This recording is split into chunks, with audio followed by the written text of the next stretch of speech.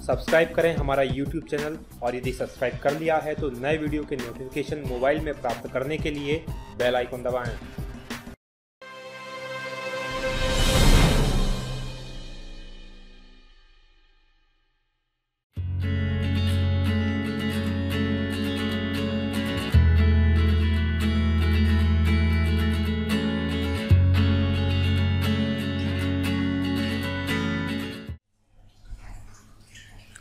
साथियों नमस्कार, बहुत स्वागत है आपका D&K एकेडमी के वीडियोस में। मैं हूं भगवत दांगी, फाउंडर D&K एकेडमी, और स्वागत करता हूं आज हमारे डेली करंट अफेयर शो के 29 जून के एडिशन में। और आज 29 जून की जो घटनाएं हुई हैं उनके बारे में विस्तार से हम चर्चा करेंगे। तो चलिए शुरू करते हैं हमारा वीडियो बिना किसी देरी के। पहली जो आज की महत्वपूर्ण खबर है वो ये है कि भारत की पुरुष और महिला थ्रोबॉल टीम ने किस देश में आयोजित वर्ल्ड गेम्स में स्वर्ण पदक जीतकर इतिहास रच दिया। ध्यान दीजिए, दोनों टीमों ने जीता है। भारत की पुरुष वर्ग की टीम ने भी जीता और महिला वर्ग की टीम ने भी इसको जीता है। और ये आयोजित हुई थी नेपाल के अंदर, नेपाल की राजधानी काठमांडू में। काठमांडू में इसका आयोजन किया गया था। 15 से लेकर 18 जून को इसका आयोजन किया गया था। और जो पुरुष हॉकी टीम है, पुरुष थ्रोबॉल की जो टीम है उसने हराया बांग्लादेश को, और जो महिला थ्रोबॉल टीम है उन्होंने हराया पाकिस्तान को। तो बहुत इंपॉर्टेंट ये दोनों की दोनों जीत है और ये इतिहास में रचा गया है इनके द्वारा। कुल 11 देशों ने इसके इस जो वर्ल्ड गेम्स हुए थे इसके अंदर भाग लिया था। और जो थ्रोबॉल होती है वो जो नेट बांध कर खेली जाती है दोनों तरफ, और इसमें एक टीम के अंदर 7 खिलाड़ी खेलते हैं। तो यह ध्यान है, थ्रोबॉल में पूछा जा सकता है कितने खिलाड़ी एक टीम में होते हैं, तो 7 खिलाड़ी एक टीम में होते हैं। तो बांग्लादेश को किसने हराया? तो बांग्लादेश को हराया पुरुष टीम ने, और महिलाओं ने किसको हराया? पाकिस्तान को महिलाओं ने हराया है। और नेपाल काठमांडू में आयोजित की गई थी। चलिए अगले प्रश्न की बात करें, अगली खबर की बात करें तो advance and decent my life and in public service किस पूर्व RBI गवर्नर की आत्मकथा है। ध्यान दीजिएगा, आत्मकथा और जीवनी दो तरह की चीज़ें होती हैं। आत्मकथा वो बुक होती है जो व्यक्ति खुद अपने बारे में लिखता है, जबकि जीवनी कोई दूसरा उसके बारे में लिखे तो उसे जीवनी कहा जाता है। देखिए ये जो है जो YV रेड्डी साहब हैं, इनकी ये पुस्तक है, इन्होंने ये लिखी हुई है। और YV रेड्डी साहब जो हैं RBI के पूर्व गवर्नर रहे हैं। वर्तमान में ये 14 वित्त आयोग जो बना उसके अध्यक्ष हैं, 14 वित्त आयोग के अध्यक्ष हैं, और इसलिए इम्पोर्टेंट है। साथ में जो बुक्स होती हैं उनके नाम इंपॉर्टेंट हो जाते हैं, कई बार परीक्षाओं में पूछ लिए जाते हैं नई नई बुक्स के बारे में, तो ये इंपॉर्टेंट आपके लिए याद करना होगा। रघुराम राजन साहब भी RBI के गवर्नर रहे हैं और C रंगराजन साहब भी RBI के गवर्नर रहे हैं। तो चलिए अगले प्रश्न की बात कर लेते हैं, अगली खबर की बात कर लें। तो हाल ही में विश्व भर में सर्वर पर हुए साइबर हमले में किस वायरस का नाम सामने आया? ध्यान दीजिएगा, इससे पहले भी थोड़े दिन पहले ही अभी एक और हमला हुआ था, उसके बाद ये दूसरा हमला है। और पहले जो हमला हुआ था उसका नाम था वारनाकाई रैंसमवेयर, और इसका नाम है पेट्या रैंसमवेयर। ध्यान दीजिएगा, वारनाकाई रैंसमवेयर के बाद ये दूसरा हमला है जो कि हुआ है, और इसने भारत में बहुत ज़्यादा इफेक्ट किया है। भारत की कई जो कंपनियां थी और कंप्यूटर को उनको हैक किया गया है इसके द्वारा, और इसने काफ़ी खलबली विश्व में फिर से मचा दी है पेट्या रैंसमवेयर में। आखिर रैंसमवेयर टाइप के सॉफ्टवेयर होते क्या है? वो इस तरह से वर्क करते हैं कि वो आपके कंप्यूटर में आके कंप्यूटर को पूरी तरह से लॉक कर देते हैं। आप कंप्यूटर में अब कुछ भी ओपन नहीं कर सकते, और ओपन करने के लिए जिन्होंने वो सॉफ्टवेयर बनाया होता है वो आपसे फिरौती की मांग करते हैं, और उस फिरौती को देने के बाद, उस रकम को देने के बाद ही आप अपने कंप्यूटर को ओपन कर सकते हैं। और इसका नाम है पेट्या या पैटरैप, भी इसका नाम है पैटरैप, पेट्या या पैटरैप रैंसमवेयर।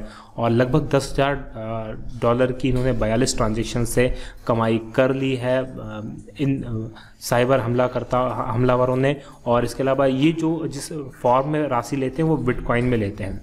ध्यान दीजिएगा, बिटकॉइन एक तरह की डिजिटल करेंसी है जो कि जापान के सतोशी करके एक व्यक्ति थे उनके द्वारा शुरू की गई थी, और ये लिमिटेड करेंसी है और एक लिमिटेड समय के बाद ये समाप्त हो जाती है। तो बिटकॉइन में ये पैसा ये प्राप्त करते हैं। अगले प्रश्न की बात करते हैं तो भारत ने हाल ही में फ्रेंच गुयाना से कौन सा कम्युनिकेशन सैटेलाइट लॉन्च किया? ध्यान दीजिएगा, अभी हाल ही में, मतलब ये अभी किया गया है। और क्यों किया गया है? देखिए, GSAT 17 की बात करें तो GSAT 17 फ्रेंच गुयाना से लॉन्च किया गया है। इसका जो वजन है 3477 किलोग्राम इसका वजन है।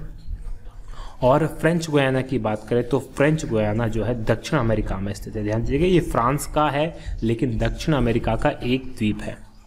दक्षिण अमेरिका में पूर्वी तट पर ये स्थित है, पूर्वी तट पर स्थित है। और यहाँ पर किसका क्षेत्र है? ये फ्रांस का क्षेत्र है। और यूरोपीय संघ के जो अंतरिक्ष कंपनी है जिसका कि नाम है एरियन स्पेस, उसके द्वारा इसको लॉन्च किया गया है। और ये एरियन स्पेस के द्वारा लॉन्च किया गया भारत का या इसरो का 21वां सैटेलाइट है। इससे पहले 20 सैटेलाइट वो लॉन्च कर चुके हैं। तो ये इम्पॉर्टेंट इसके बारे में था।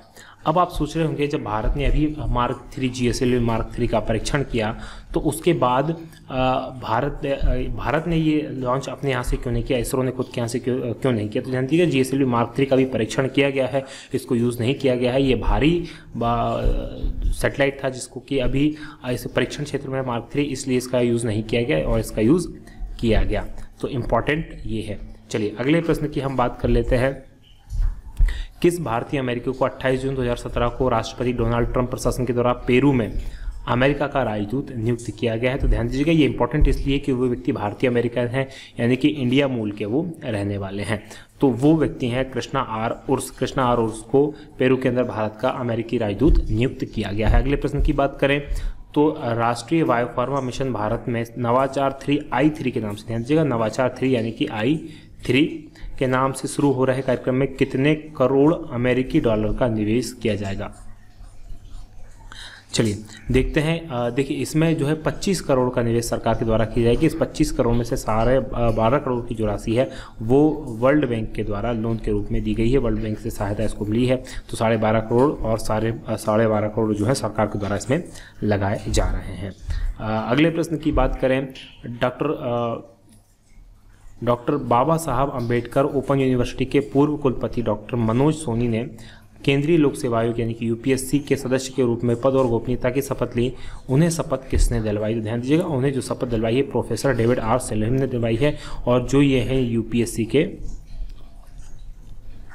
UPSC के अध्यक्ष हैं।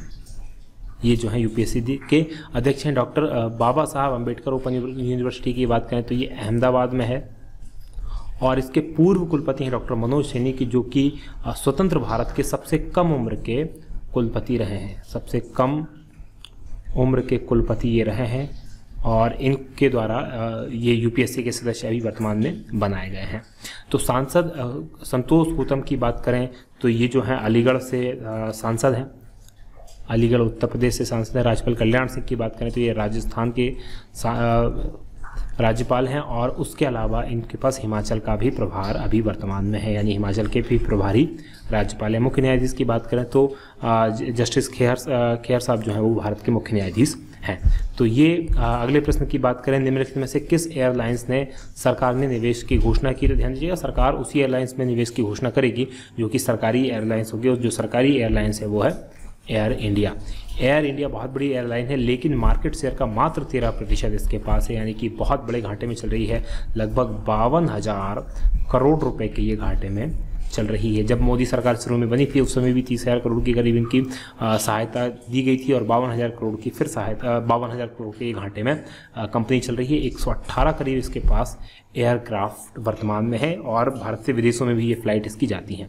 स्पाइस जेट की बात करें तो स्पाइस जेट एक प्राइवेट क्षेत्र की कंपनी है, किंगफिशर विजय माल्या की कंपनी थी। और इंडिगो की बात करें, इंडिगो वर्तमान में भारत की सबसे बड़ी मार्केट शेयर के हिसाब से सबसे बड़ी कंपनी है। लगभग 41% यात्रियों को ये इंडिगो लेकर जाती है। और इंडिगो ने हाल ही में एयर इंडिया को खरीदने की दिलचस्पी दिखाई है और सरकार को इस बारे में लिखा है और सरकार ने भी उस पर विचार करने का कहा है कि सरकार उस पर विचार करेगी। तो इंडिगो जो है उसने दिलचस्पी दिखाई है कि वो एयर इंडिया को खरीद ले। और इंडिगो के पास 135 करीब एयरक्राफ्ट हैं और 41% मार्केट शेयर पर इसका कब्जा है। तो ये इंपॉर्टेंट खबरें थी आज की। यदि आपको ये वीडियो पसंद आता है तो आप इस वीडियो को लाइक ज़रूर करें, साथ में शेयर करना ना भूलें और कमेंट करके आप हमें सुझाव भी दे सकते हैं, साथ में हमें बता सकते हैं कि आपको ये हमारा प्रयास कैसा लग रहा है, क्योंकि आपके जो कमेंट्स होते हैं वो हमें मोटिवेट करते हैं और अच्छा करने के लिए, ताकि हम इसको और अच्छे से अच्छा कैसे कर सकें ताकि आपके लिए उपयोगी बन सके। क्योंकि हमारा अल्टीमेट उद्देश्य है आपको क्वालिटी वाली चीज़ें पहुँचाना और अच्छी चीज़ें आपको प्रदान करना। तो आप इसको अभी शेयर कर दें, सब्सक्राइब कर दें और अपने जितने भी दोस्त हैं उनसे भी बोलें कि इस चैनल को सब्सक्राइब करें, क्योंकि हम बहुत तेज़ी से और बहुत अच्छे चीज़ों को आपको प्रोवाइड कर रहे हैं और जो अच्छी चीज़ें आपको मिल रही हैं वो दूसरे लोगों को, आपके दोस्तों को भी प्राप्त हो, सब लोग उसका लाभ ले सकें, क्योंकि ये फ्री है और सभी इसका लाभ ले सकते हैं। तो चलिए आज की बात करेंगे हम यहीं समाप्त। आप देख रहे थे DNK अकेडमी, जो है नंबर 1 GK चैनल। बहुत बहुत धन्यवाद। जय हिंद, जय भारत।